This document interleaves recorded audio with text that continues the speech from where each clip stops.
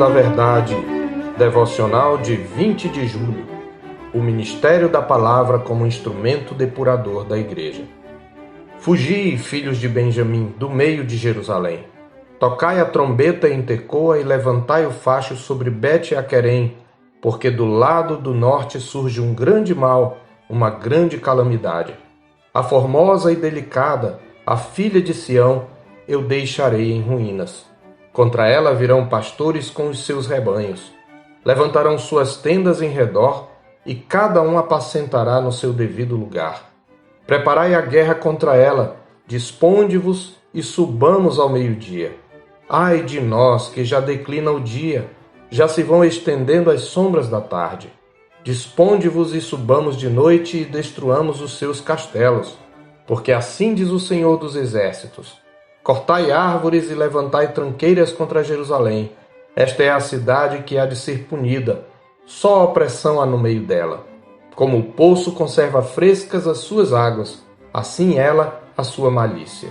Violência e estrago se ouvem nela. Enfermidade e feridas há diante de mim continuamente.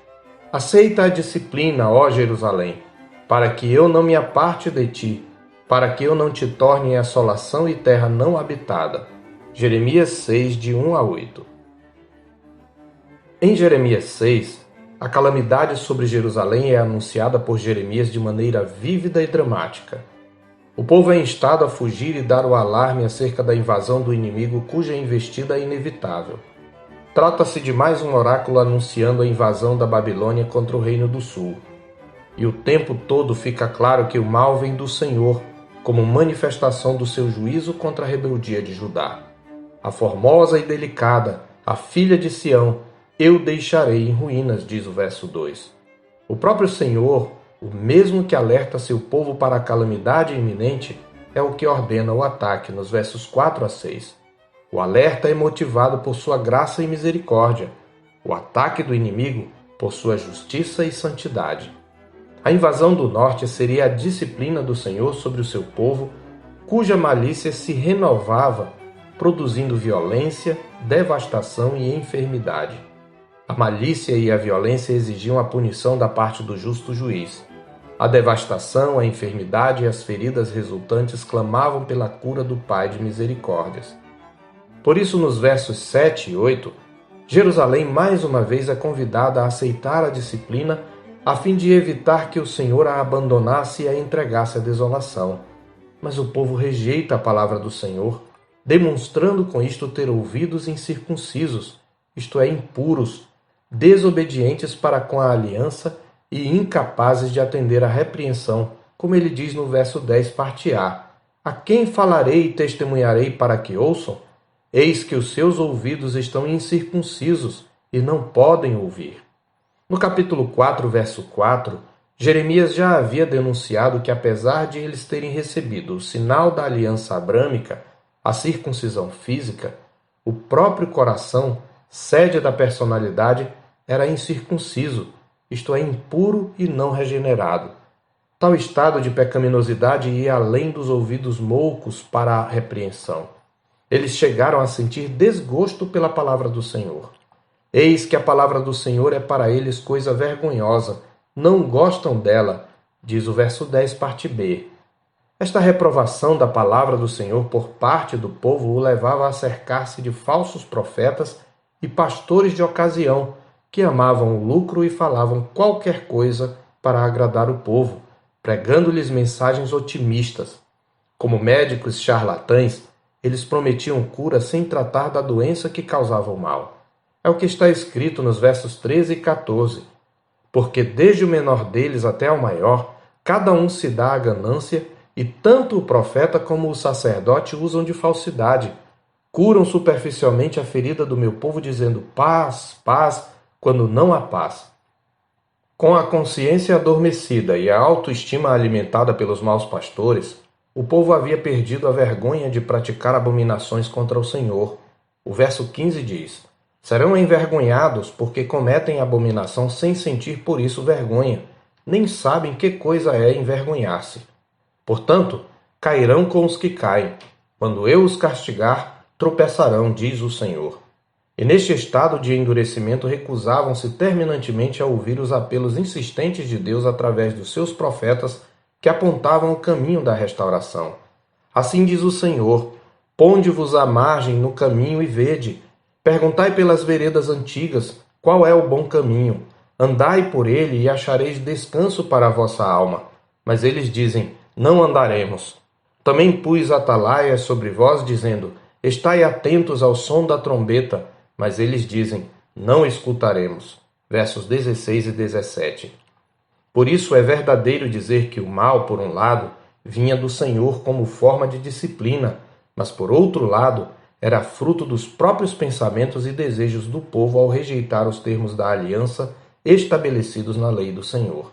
É o que o Senhor afirma no verso 19: ouve tu, ó terra, eis que eu trarei mal sobre este povo, o próprio fruto dos seus pensamentos, porque não estão atentos às minhas palavras e rejeitam a minha lei.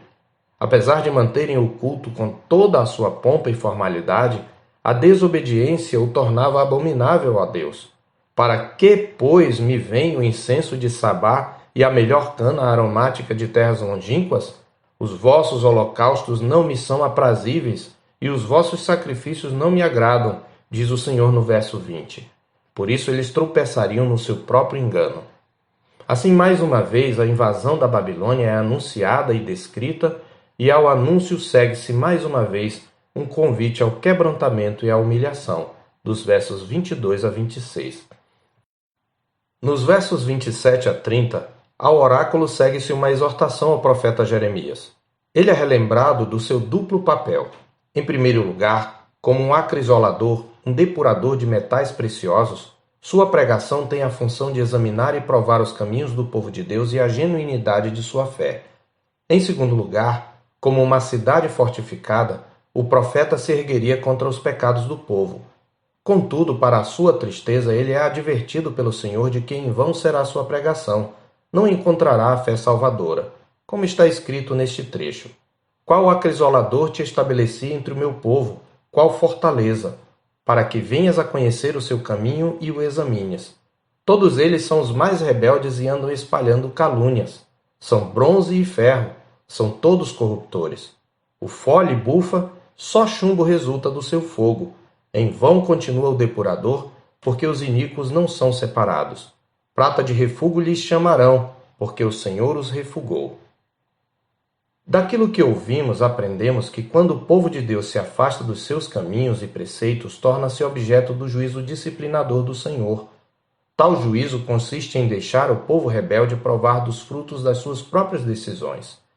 Em segundo lugar, também aprendemos que precisamos estar atentos aos consoladores falsos, os profetas e mestres que pregam paz sem chamar o pecador ao arrependimento, promovendo uma cura superficial. Os verdadeiros profetas do Senhor são aqueles que provam o coração do povo a fim de conhecer-lhes as verdadeiras motivações. E o instrumento desse acrisolamento é a palavra de Deus. E quando o povo de Deus tem o coração endurecido, tem desgosto pela sua palavra. Portanto, é função do pregador e mestre proclamar a palavra, julgando os caminhos do povo de Deus à luz dessa palavra e erguendo-se como uma fortaleza contra os pecados trazidos à luz por ela. A pregação fiel das Escrituras é uma das marcas da igreja verdadeira. Por isso, a pregação expositiva é fundamental como elemento depurador da igreja, pois ela prova, esquadrinha e desnuda os corações. Como está escrito em Hebreus 4, versos 12 e 13. Porque a palavra de Deus é viva e eficaz, e mais cortante do que qualquer espada de dois gumes, e penetra até o ponto de dividir alma e espírito, juntas e medulas, e é apta para discernir os pensamentos e propósitos do coração. E não há criatura que não seja manifesta na sua presença. Pelo contrário, todas as coisas estão descobertas e patentes aos olhos daquele a quem temos de prestar contas. Eu sou o pastor Marcos Augusto, pastor da Terceira Igreja Presbiteriana de Boa Vista, em Roraima. Tenha um bom dia na paz do Senhor Jesus.